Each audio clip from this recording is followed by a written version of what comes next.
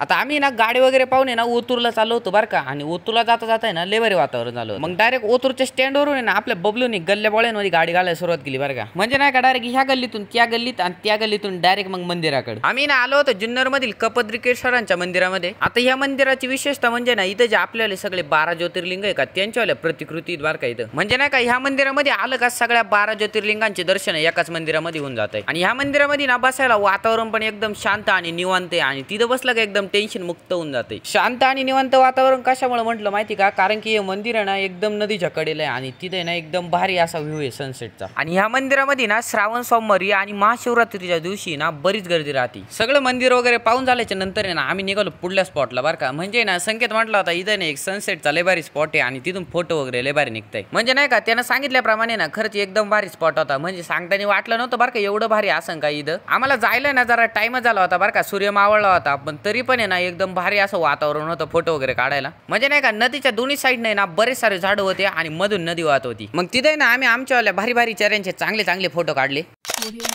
मग कसं वाटलं तुम्हाला हे लोकेशन आणि आपल्याला ब्लॉग कमेंट करून नक्कीच सांगा बरं का एकदा। चला तर मग भेटूया अजून एका अशाच नवीन ब्लॉग मध्ये, तोपर्यंत धन्यवाद।